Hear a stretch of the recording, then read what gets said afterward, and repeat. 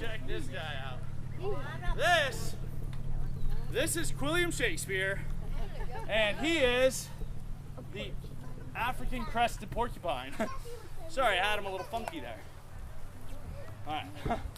So, the African crested porcupine. He earned the crested part of his name because of that mohawk he's got up on top there. That mohawk is kind of a false thing though.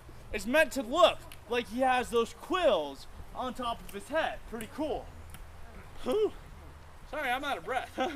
Now, but what the serious end is back here.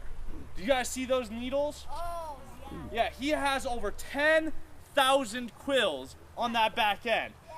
So many quills.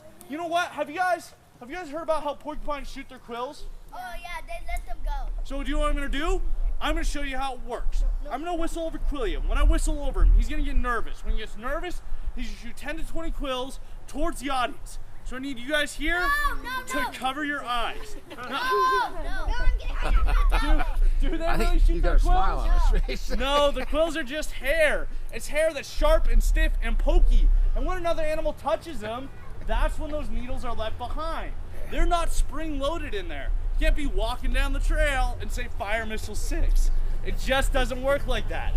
But those quills are an effective form of protection because even the lions in Africa know that if they get one of these quills stuck in their paw or in their muzzle, that can affect their hunting and can be a very, very big problem out there in the wilds of Africa. Pretty amazing. Woo!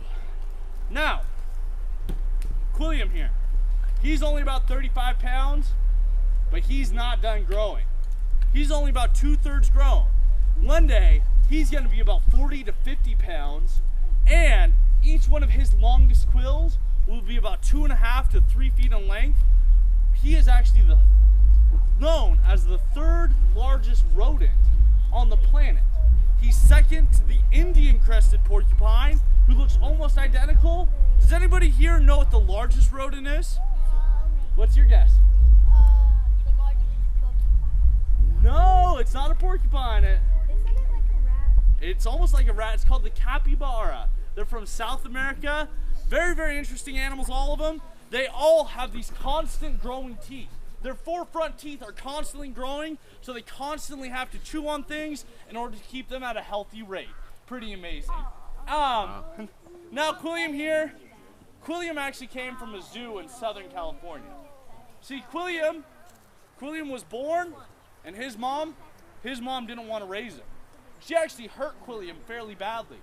And Quilliam, he was saved by the vet staff when he was about 4 days old, but unfortunately, once again, Quilliam here needed so much hands-on care that this guy, he couldn't go back out with their population, which is why he was sent to us to Wild Things. But when he's full grown, do you know what he gets to do? What? He gets to move in with our other African crested porcupine. You guys know what her name is? What? Her name is Britney Spears.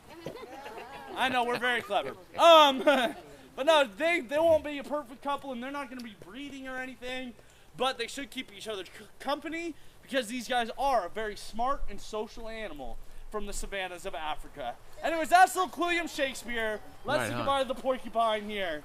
Hey, bye. Oh, I know.